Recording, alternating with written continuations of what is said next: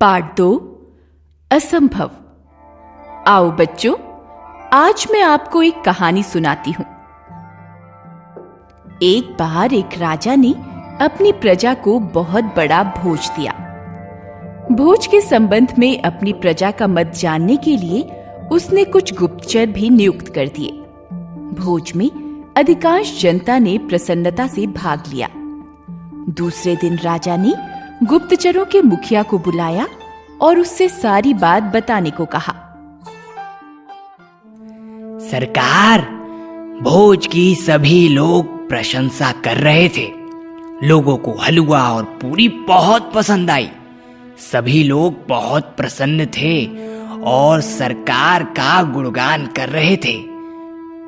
परंतु अब कुछ लोग कह रहे थे, इतने बड़े राजा का भोज था, भोज में पकवान तो सभी बनाते हैं। यदि राजा भोज के साथ एक एक कटोरी भी दे देता तो क्या हानि हो जाती? राजा तो धनी है। यह सुनकर राजा को बहुत खेद हुआ।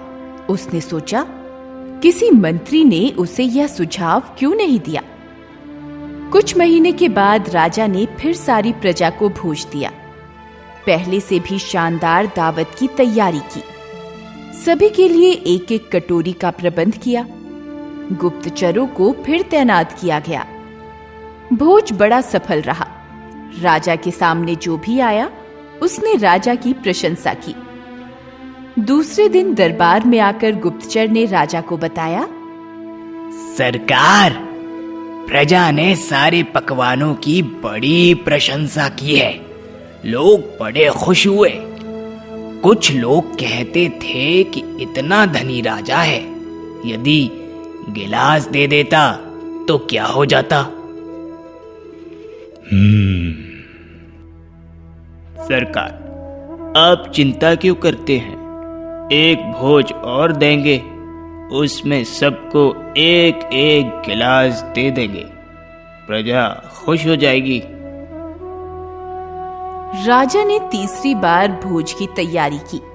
इस बार सबको एक एक गिलास भी दिया गया। प्रजा बहुत प्रसन्न दिखाई दी। अगले दिन राजा ने दरबार में गुप्तचर से पूछा, क्या अब की बार सब ठीक रहा? कुछ लोग कहते थे कि राजा पीतल के गिलास की जगह चांदी की एक एक कटोरी ही दे देता तो कितना अच्छा होता। राजन, यदि आज्ञा हो तो मैं भी कुछ कहूं। कहिए पुरोहित जी। राजन, सबको तो भगवान भी खुश नहीं कर सकता। आप तो राजा हैं। यदि आप सोने का कटोरा भी दान देंगे तो लोग कुछ और कह देंगे। सबको खुश करना असंभव है। लोगों की निंदा स्तुति की चिंता किए बिना आप अपने कर्तव्य का पालन करते रहें। आप ठीक कहते हैं पुरोहित जी।